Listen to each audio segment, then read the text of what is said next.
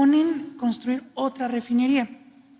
Ante esta propuesta del proyecto de Nación de Morena, pues salieron algunos medios de comunicación a decir que cómo es posible que se proponga construir otra refinería si Dos Bocas todavía no, supuestamente, según ellos, no produce ningún barril de petróleo. Preguntarle por qué hay este tipo de campaña en contra de la soberanía energética, sobre todo con los gobiernos que proponen rescatarla, y aplaudían pues cuando se estaba entregando en 2013 con Enrique Peña Nieto. Pues son concepciones distintas, es un poco lo que hablábamos ayer con la postura del expresidente Zedillo. Es que somos distintos, son dos proyectos distintos y contrapuestos de nación, son dos visiones, dos concepciones. Siempre en la historia de México han existido dos corrientes de pensamiento distintas. ¿Qué hubo en la independencia? Pues hubieron realistas y hubieron independentistas.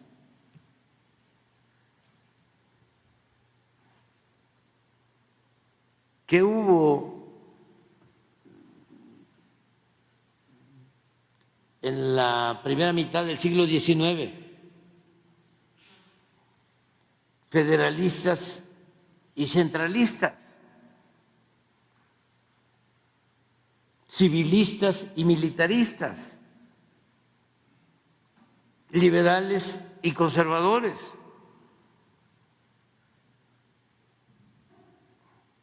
Acuérdense, ¿quién protege a Santa Anna? Pues los conservadores. ¿Quiénes van a buscar a Maximiliano? Los conservadores. Luego, con la revolución, lo mismo. Los que estaban a favor del porfiriato, de la reelección, y los que estaban a favor de la democracia y en contra de la reelección, antirreeleccionistas. Siempre. Y luego, pues, huertistas, los que apoyaron el golpe de Estado, y no solo fueron militares y ciudadanos y legisladores, fueron también intelectuales. El gran poeta, extraordinario poeta, Díaz Mirón, fue huertista. ¿Cómo se llama el escritor? Vallejo, de Santa. Gamboa, huertista, y muchos otros.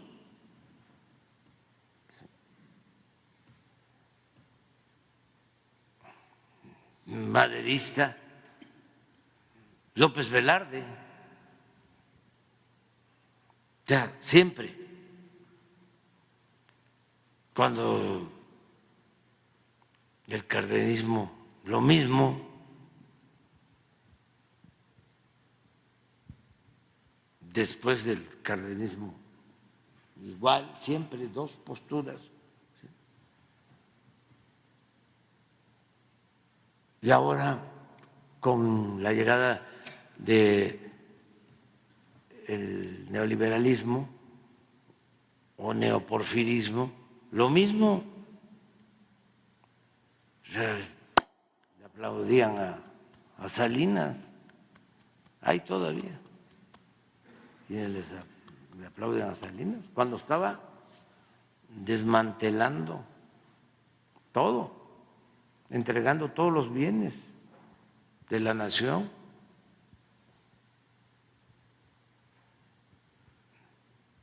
Porque estaban a favor de eso. Luego con Zedillo igual, a favor. Luego con Fox lo mismo, a favor. Calderón, pues imagínense que se hizo un fraude y se aplaudió el fraude de los pseudodemócratas. Y ahora, bueno, ¿por qué está en contra de la autosuficiencia energética? Porque pues ellos, de pura casualidad, que no fue así, no hay casualidades en política, desde que inicia la política neoliberal, dejan de construir refinerías. Más de 40 años sin construir una nueva refinería, porque la política de ellos, en el mejor de los casos, es vender petróleo crudo y comprar gasolinas. Pues nosotros pensamos que no debemos de vender petróleo crudo, sino que debemos de darle valor agregado al petróleo crudo, a la materia prima, y producir aquí las gasolinas, no importarlas. Son dos posturas distintas. Entonces, cuando empezamos a construir la refinería, empiezan las críticas. Y hasta se refugian en el ambientalismo. ¿Cómo se va a estar utilizando petróleo?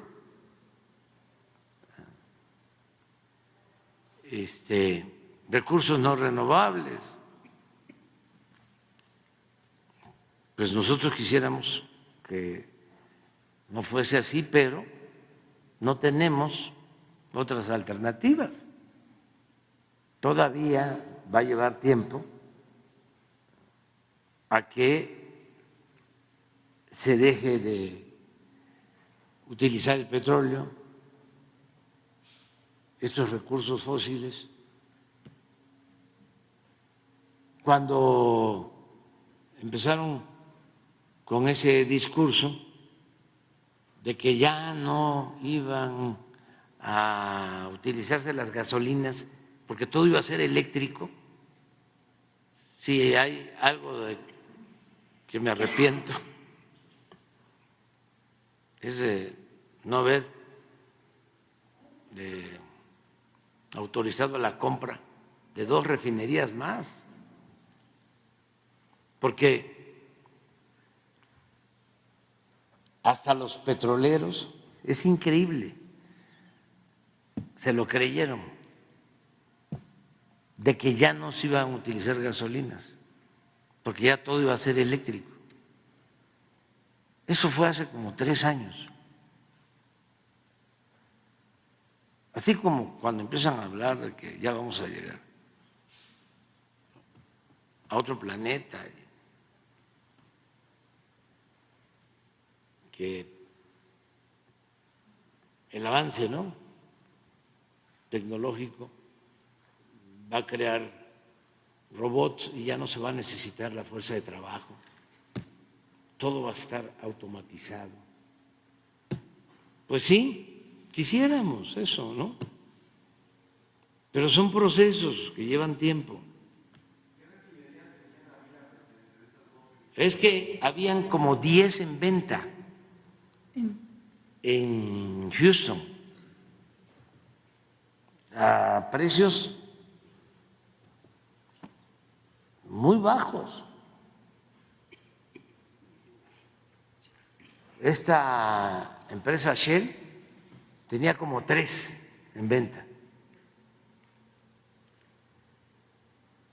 No tenía en venta la que compramos, la de Deer Park, pero esa sí nos interesaba mucho porque ya teníamos ahí el 49% de participación y ellos tenían el 51%, y por tener mayoría ellos administraban y decidían qué hacer con las utilidades y siempre decidían reinvertir las utilidades y a México no le tocaba nada. Este fue un acuerdo que se hizo en la época de Salinas. En vez de construir aquí una refinería, se asoció con Shell para tener esta refinería en Deer Park, en Texas. Entonces, cuando se da este ambiente de que ya venían los carros eléctricos y que ya nadie iba a usar gasolinas y que las refinerías ya eran obsoletas, entonces empiezan a bajar de precio y las empiezan a ofrecer en venta.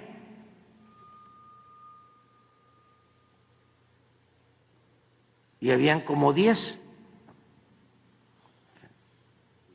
Nosotros pagamos por el 51% de la refinería de Deer Park $600 millones. Y al año ya habíamos pagado. Y ahora tenemos una utilidad como de $1,000 millones. El único problema que hubiésemos tenido, pero era para decir, a ver,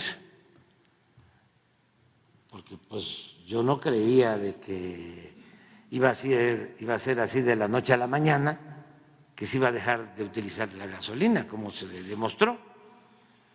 Pero de todas maneras, pues era tomar una decisión y no iba a ser fácil que nos dieran el permiso en Estados Unidos para adquirir 3. Entonces dijimos una y lo manejamos con discreción. De todas formas, para que un gobierno, una empresa extranjera compre una refinería o una empresa en Estados Unidos, se requiere de la autorización de 3 instituciones: del Tesoro, del Departamento de Estado y de la Secretaría de Energía de Estados Unidos. Entonces a nosotros nos costó un poco conseguir el permiso de energía,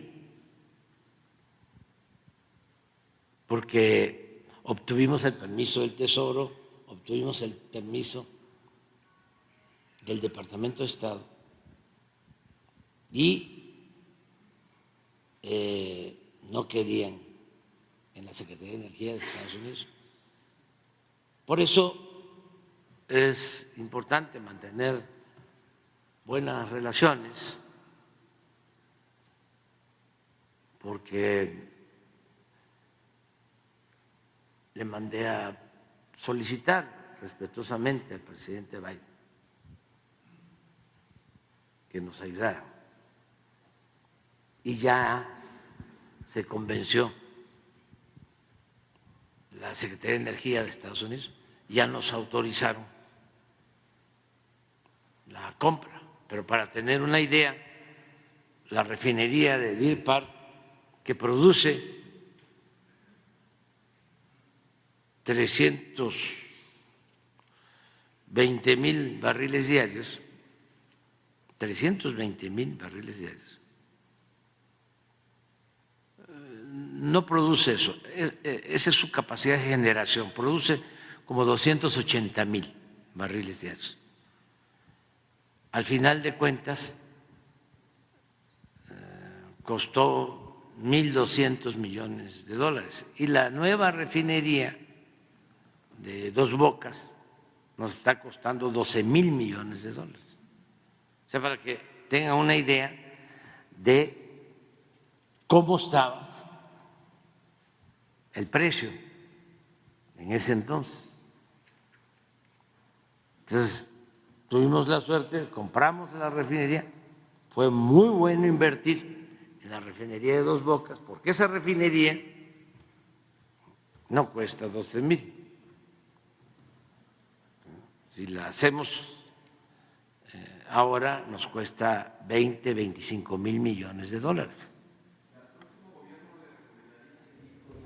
El próximo gobierno tiene, bueno, yo sí le recomendaría que siguieran apostando a la autosuficiencia.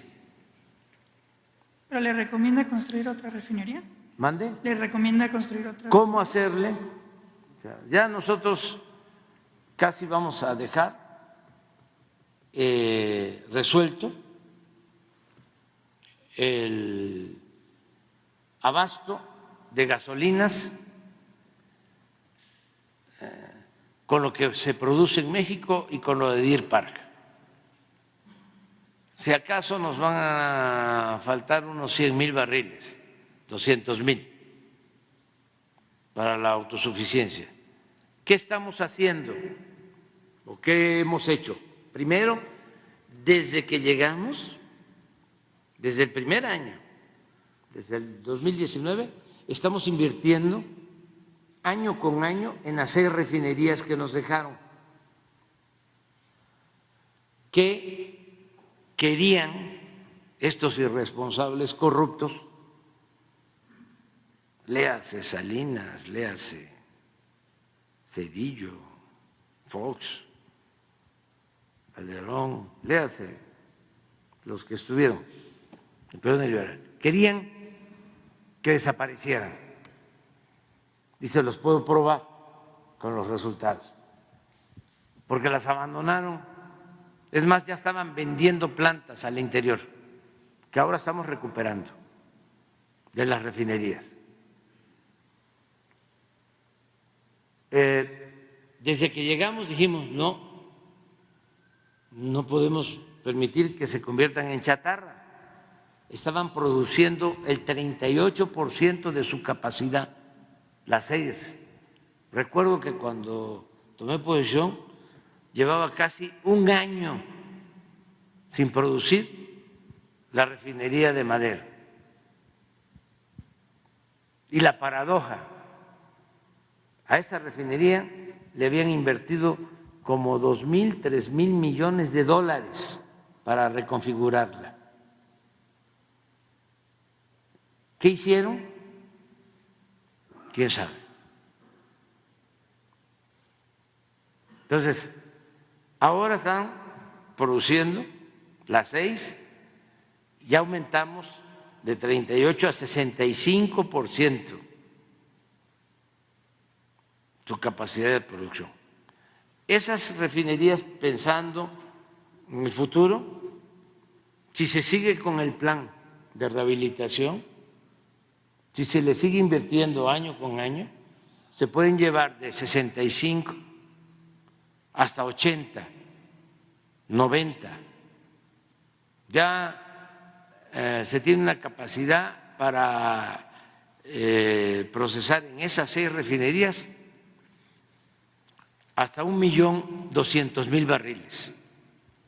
Las traemos actualmente como en 800, llegamos hace poco a 1 millón de barriles diarios en las 6, solo con el plan de rehabilitación. Le estamos metiendo de 8 a 10.000 millones de pesos por año a las 6. Sí. Estamos buscando elevarlo a 1.200.000, la producción en las 6. Luego tenemos para llegar a 1.200.000 en las 6, estamos trabajando en la construcción de una coquizadora en Tula.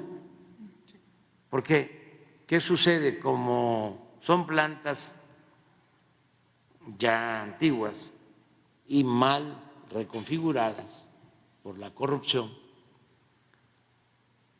produce Salamanca, produce Tula gasolina, pero también producen mucho combustóleo. Entonces, es muy difícil sacar el combustóleo. Últimamente teníamos una producción como de 320 barriles en Tula de gasolinas, pero teníamos mucho combustóleo que tenemos que sacar y vender a menor precio, y sacarlo requiere de trenes para llevar a los puertos, y las empresas ferroviarias estaban saturadas, y en diciembre baja la capacidad operativa porque hay menos trabajadores, en fin, ya estamos resolviendo ese problema porque la coquizadora tiene como propósito procesar ese combustóleo y convertirlo en gasolina.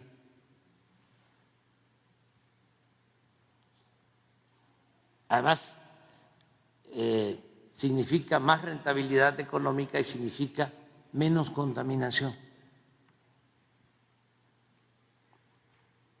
Ya estamos avanzando en la construcción de la coquizadora. Es una inversión de $5,000 millones. Es como si fuese otra refinería en Tula. Ustedes van a Tula hoy y hay 5,000, 8,000 trabajadores laborando en esa coquizadora. Entonces, se necesita esa coquizadora y ya iniciamos otra coquizadora para hacer lo mismo con el combustóleo de la refinería de Salina Cruz. Estamos haciendo una coquizadora también, igual que la de Tula, en Salina Cruz, otros $5,000 millones. Ahí también, si van a ver que hay 3, 4, 5,000, 6,000 obreros. Teniendo esas dos coquizadoras, para no tener tanto combustóleo, sino gasolinas y diésel, más la refinería de Dos Bocas, que va a tener capacidad para 280,000 barriles de gasolinas, ya empieza a producir a toda su capacidad el 28 de febrero. Para los que estaban muy desesperados. Y también que se conozca cuánto tiempo lleva construir una refinería. Me gustaría que fueran y que la vieran. O sea, a ustedes les invito el 28, quiero para que vean, es una magna obra que se hizo en un tiempo récord, también con un costo muy por abajo de lo que cuesta hacer una refinería así en el mundo. Entonces, ya el 28 de febrero empieza a producir ya con toda su capacidad. Ahí vamos a tener necesidad ya se autorizó de hacer un muelle especial en el puerto para sacar el coque, que también es un subproducto que queda después de producir las gasolinas. Hacia el futuro se va a resolver construyendo la vía del tren de Estación Chontalpa a Dos Bocas. Son como 120 kilómetros, pero ya no nos da tiempo a nosotros, pero va a quedar el proyecto terminado. Sin embargo, como tenemos el puerto de Dos Bocas, en barco vamos a sacar el coque. Ya se tienen también gasoductos construidos para esa refinería. O sea, ya está terminada. Estamos invitando a los directivos de Samsung. Trabajaron varias empresas, pero esta empresa es la que está haciendo la planta principal. Y los invité a los directivos porque han cumplido. Y vienen también autoridades de Corea, día 28 de febrero. Bueno, a esos hay que sumarle lo de Deer Park. En total es producir gasolinas para el consumo interno que ronda en 800, 900 mil barriles diarios. Entonces, hacia el futuro, si me preguntas, ¿qué hacer? Hay como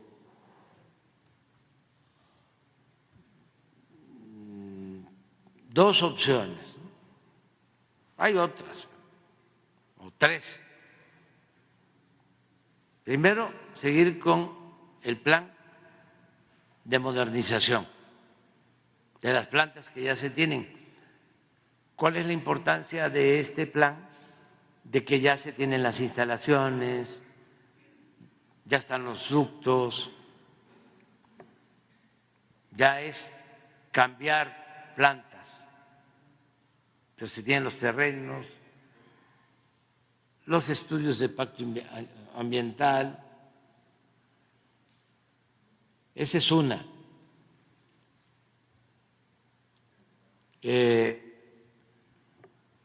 Y terminar las plantas coquizadoras. Nosotros vamos a dejar terminada la de Tula y terminada en obra civil la coquizadora de Salina Cruz. Pero va a llevar 6 meses, 8 meses que empiece a operar. Eso ya le va a tocar al próximo gobierno. Pero esa es una opción. La otra opción es hacer una nueva refinería. Mi propuesta eran 3. Al final estoy haciendo 4. Porque es Dos Bocas, Deer Park, que la compramos, y las 2 coquizadoras, que son como 2 refinerías. Pero esa es la otra opción, hacer una más.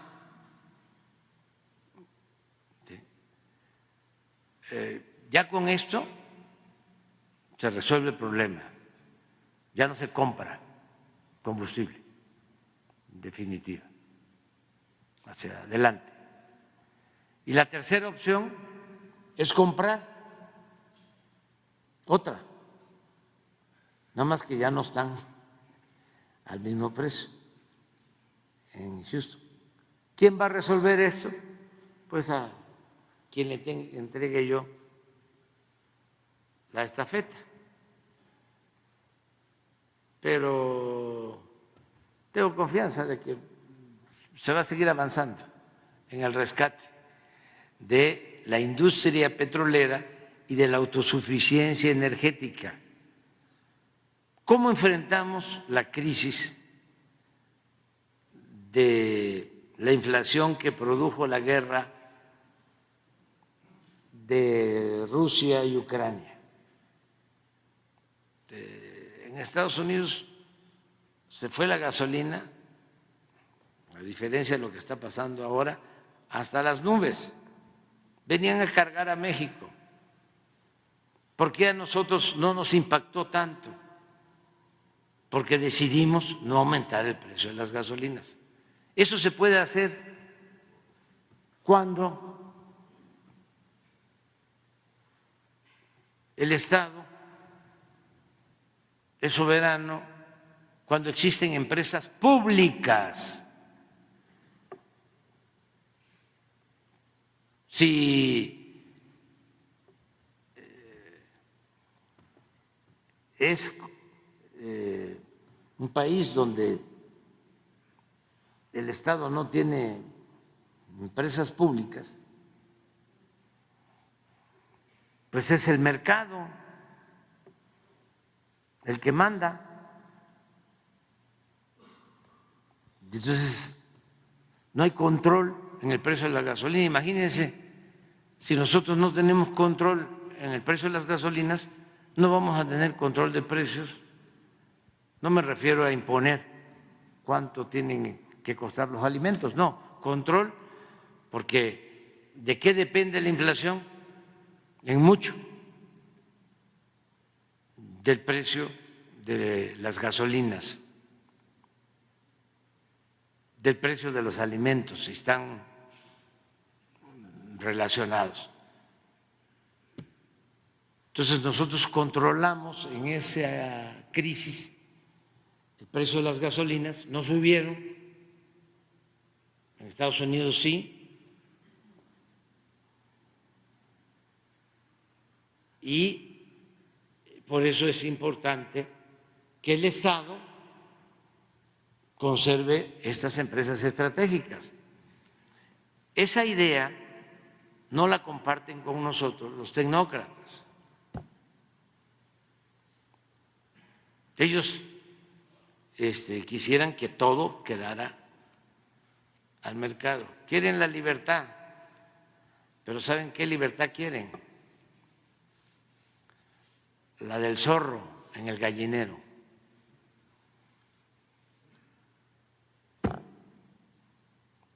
Pues eso no se puede. No se puede. Tiene que intervenir el Estado. No se puede diluir el Estado, o no se puede solo usar al Estado para proteger intereses particulares. El Estado tiene que cumplir una responsabilidad social. Entonces son diferencias, no es para pelearnos con nadie. Decía yo, me gustó mucho esa palabra porque ya tenía tiempo que no la usaba ni la aplicaba, pero cuando éramos niños, jóvenes, allá en Tepeitán, mi pueblo, y en Tabasco en general, se usaba mucho que cuando uno se agarraba, ¿no?, se le llamaba piñazos. No hace falta agarrarse a piñazos. Hay cosas más groseras, ¿no? Piñazo.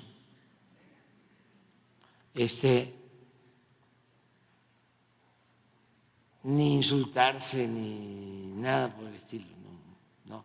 Nada más es entender, pues somos distintos, diferentes, y respetarnos, y que pues cada quien esgrima, sostenga sus argumentos. que tengamos capacidad para argumentar, que no nos quedemos en el insulto o en la mentira, ¿no? Que se repite y se repite. Y que pues actuemos con libertad, pero bien, la verdad, el país está cambiando y lo estamos haciendo de manera pacífica, es una transformación y sí tiene que haber confrontación política, pero no ha pasado a mayores. No pasa nada en lo político, los cuestionamientos son normales. Hay un poco de desequilibrio, ¿no?, en los medios, pero también afortunadamente existe la mañanera, las redes, y ahí vamos avanzando. Muchas gracias, presidente.